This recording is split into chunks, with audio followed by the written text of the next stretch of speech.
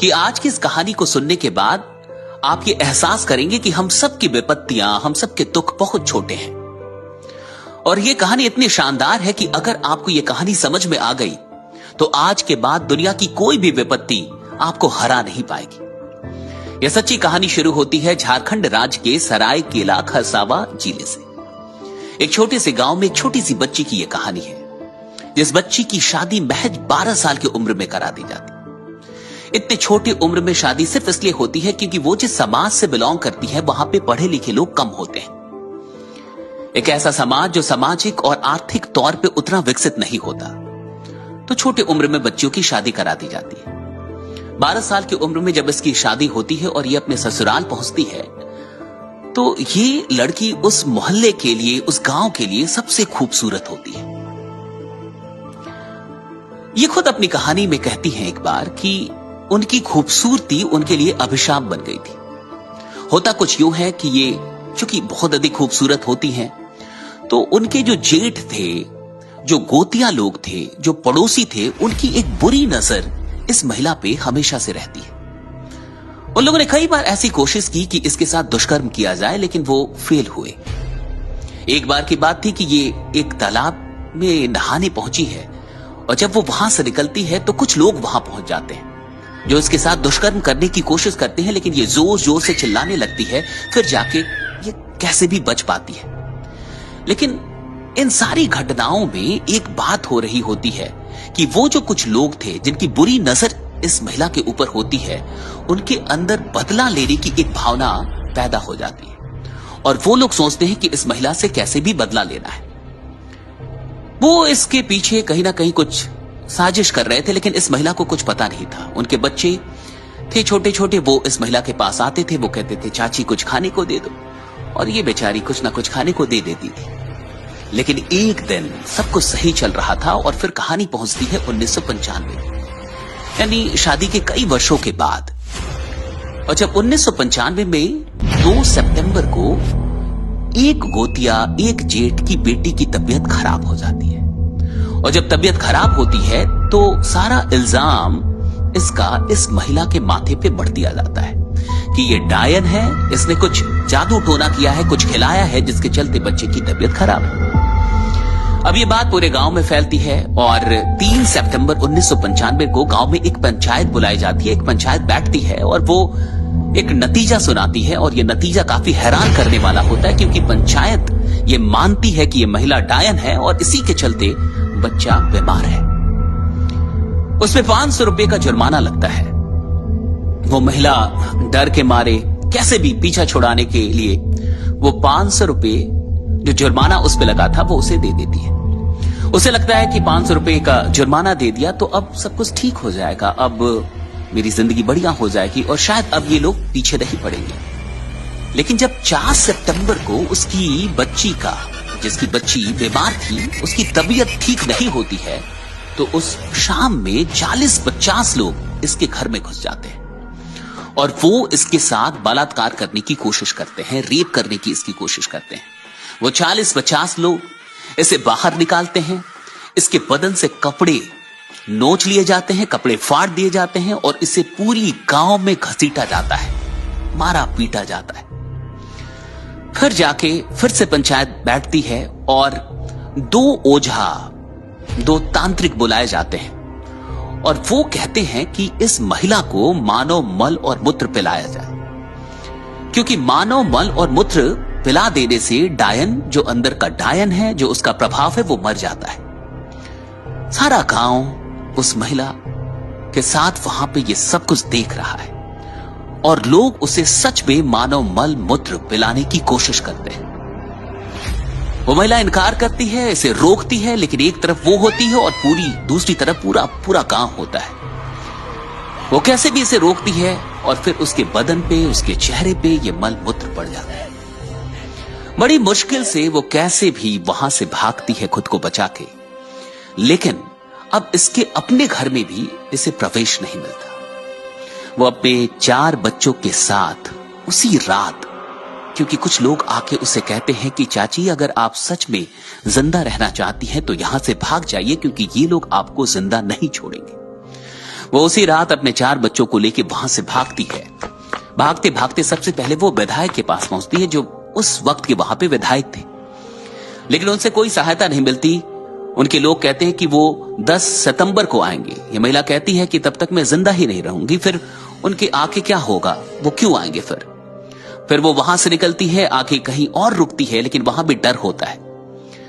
फिर फाइनली उसे अपने घर जाना पड़ता है। खरकई नदी, रात में उस नदी को पार करके वो अपने 4 बच्चों के साथ अपने घर पहुंचती है, अपने भाई के घर। वहां जब ये सारी घटना उसके भाई और उसकी मां को पता चलता है तो मां को सदमा लगता है, और इस सदमे के चलते नवंबर 1995 में मां का देहांत हो जाता है। जब मां भी नहीं रहती तो अब उसके लिए उस घर में भी रहना मुश्किल भरा हो गया था। वहां से उसे निकलना पड़ता है और लगभग 8 से 10 महीने वो उसी गांव में पेड़ के नीचे अपने बच्चों को पालती है। आप सोच के देखिए। और वो जो उसका पति था वो कभी कभार आता तो था, लेकिन 1997 के बाद वो फिर कभी नहीं आया, और पति ने भी हमेशा के लिए उसे छोड़ दिया, क्योंकि पति को भी लोग भड़काते थे कि ये डायन है, कुछ कर देगी, और इस चीजों में फंस के पति ने भी उसका साथ छोड़ दिया। अब वो महिला अकेले 4 बच्चे उन्हें पाल रही है, और साथ ही साथ वो कोर्ट पहुंचती है इस लड़ाई को लड़ने के लिए। फिर वहां उसकी मुलाकात कुछ अफसरों से होती है, कुछ सरकारी अफसरों से होती है, और फिर जाके 1996 और 97 में वो फ्लैग के कुछ सदस्यों से मिलती है।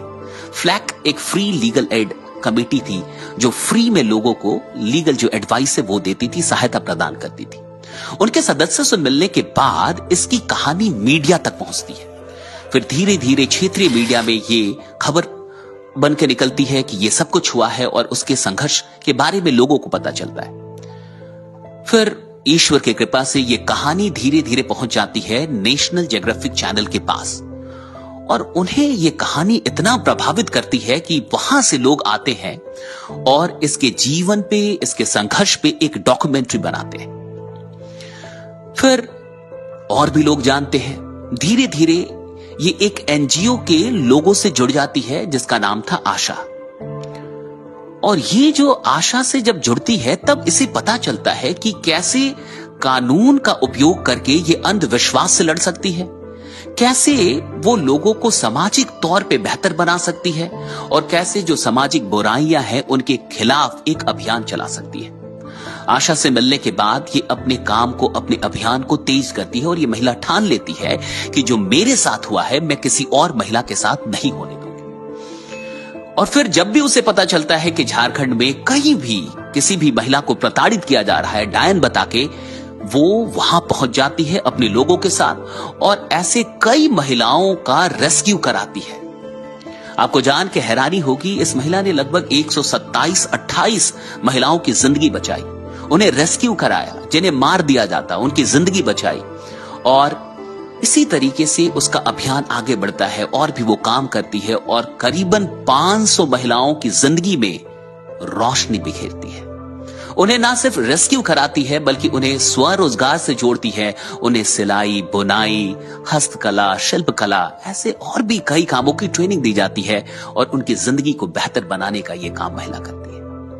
ये बात झारखंड राज्य तक पहुंचती है, राज्य से भी उसे सम्मानित किया जाता है। लेकिन सबसे बड़ी खबर तब आती है जब 2021 में इसे दिल्ली से एक कॉल आता है, और इसे कहा जाता है कि मैम, क्या आप छुटनी देवी बोल रही हैं?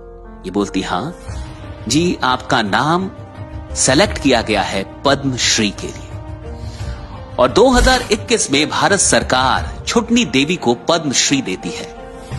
दोस्तों सोच के देखिए, एक ऐसी महिला जिसे डायन कह के उसके गांव से निकाल दिया गया, उसके घर से निकाल दिया गया, जिसने 8-10 महीनों तक पेड़ के नीचे अपने बच्चों को पाला, और इतने बड़े रिजेक्शन के बाद, सोशल रिजेक्शन इसे कहिए, सोशल रिजेक्शन के बाद एक आम आदमी सच में आत्महत्या कर लेता, एक आम आदमी सच में डिप्रेशन में चला जाता। लेकिन इस महिला को देखिए, ये ना सिर्फ अपने बच्चों को पालती है, बड़ा करती है, उन्हें शिक्षित करती है, उन्हें पढ़ाती भी है, बल्कि समाज में कई महिलाओं की जिंदगी बचाने का जरिया बनती है। हम छोटी मोटी मुश्किलों में फंस जाते हैं, हम बहुत जल्दी किसी रिजेक्शन से हार मान लेते हैं, काम छोड़ देते हैं, जिंदगी में उदास हो जाते हैं। अगर छोटा मोटा कुछ ब्रेकअप हो जाए तो लोग आत्महत्या कर लेते हैं। एग्जाम में बढ़िया नंबर ना आए, लोग आत्महत्या कर लेते हैं। लेकिन जरा सोचिए, एक महिला को के बदन से सारे कपड़े निकाल लिए जाएं, उसे पूरे गांव में घुमाया जाए, उसे मारा जाए, पीटा जाए, सबके सामने उसको डायन करार दिया जाए, उसको मल मूत्र पिलाने की कोशिश हो और फिर भी वो हार ना माने और पद्मश्री तक पहुंचे। जीवन इसी को कहते हैं, यही संभावना है जीवन की। आज आपके साथ क्या हो रहा है मायने ये नहीं रखता, आपका नजरिया क्या है, आप किस तरीके से इन घटनाओं को देखते हैं। विपत्तियां इंसान को कमजोर बनाने के लिए नहीं आती, वो तो आपके जीवन को एक नया उद्देश्य देने के लिए आती। छुटनी देवी एक ऐसा नाम है जिसे आप सबको जानना चाहिए और मैं आपसे रिक्वेस्ट करूंगा कि इस कहानी को अपने सारे